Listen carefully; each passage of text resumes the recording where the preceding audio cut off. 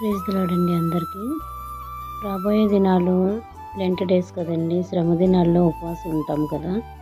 ఒక పూట టిఫిన్ తినడానికి ఇట్లా మిల్లెట్ దోశ తయారు చేసుకొని తింటే మీకు చాలా ఎనర్జీ వస్తుంది, హెల్త్కి కూడా చాలా మంచిది. ఇందులో కావాల్సిన ఐటమ్స్ ఏంటో ఎలా తయారు చేయాలో చూపిస్తాను. ముందుగా ఒక కప్పు మినపగుళ్ళు తీసుకున్నానండి. సాయి మినపప్పు అంటారు కదా అది. ఒక కప్పు రాగులు అంటే చోళ్ళు అంటారు కదా. ఒక కప్పు సజ్జలు. మీ దగ్గర ఏం వెరైటీస్ ఉంటే కనుక అవి వేసుకోవచ్చు. ఇంకా జొన్నలు, ఇవి అటుకులు ఒక కప్పు వేసుకున్నాను. కొంచెం మెంతులు, పచ్చిశనగపప్పు 2 స్పూన్లు. ఇవన్నీ ఒకసారి బాగా కలిపేసుకోవాలండి. కడగాలి శుభ్రంగా.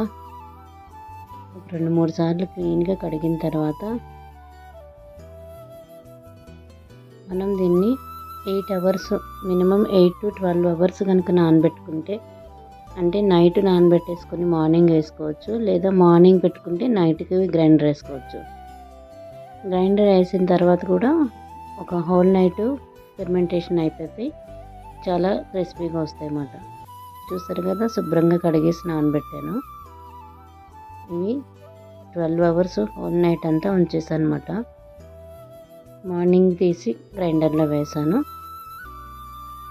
చాలా హెల్దీ అండి. ఎముకల్లో బలం లేని వాళ్ళకి, బాడీ పెయిన్స్ ఉన్న వాళ్ళకి, షుగర్ ఉన్న వాళ్ళకి, బీపీ హై ఉన్న వాళ్ళకి అన్నీ కంట్రోల్లో ఉంటాయి. ఇది కనుక తింటే మీకు ఎక్కువ ఆకలి కూడా వేయదు, కరెక్ట్గా సరిపోతుందన్నమాట. మీకు హెల్దీ, చాలా హెల్దీ. మీరు ఇలా ట్రై చేసుకోండి. చూసారు కదా, నేను నైట్ అంతా వదిలేసాక ఫెర్మెంటేషన్ అయిపోయి కొంచెం పొంగింది పిండి. ఇలా వేసుకుంటే దోశలు బాగా వస్తాయి అన్నమాట. ఇందులో మనకి ఎంత కావాలో అంత చిన్న గిన్నెలోకి తీసుకొని సాల్ట్ వేసుకొని, ఇంకా థిక్గా ఉంది కన్సిస్టెన్సీ అంటే కొంచెం వాటర్ వేసుకొని, కొంచెం పలుచగా మన దోశకి బ్యాటర్ ఎలా కావాల్సి వస్తుందో అలా వేసుకుంటే, మరీ పలుచగా కాకుండా మరీ థిక్గా కాకుండా వేసుకోవాలండి. అప్పుడు దోశ పానికి అతుక్కోకుండా నీట్గా వచ్చేస్తుంది అన్నమాట.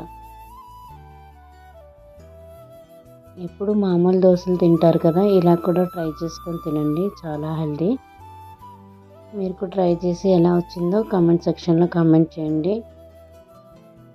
ఇంకా ఏదైనా వెరైటీ రెసిపీస్ కావాలంటే కూడా కామెంట్ చేయండి. నాకు వచ్చినవి అయితే నేను చేసి పెడతాను ఖచ్చితంగా. పల్లీ చట్నీతో ఉంచుకొని తినండి, చాలా టేస్టీగా ఉంటుంది. Thank you for watching.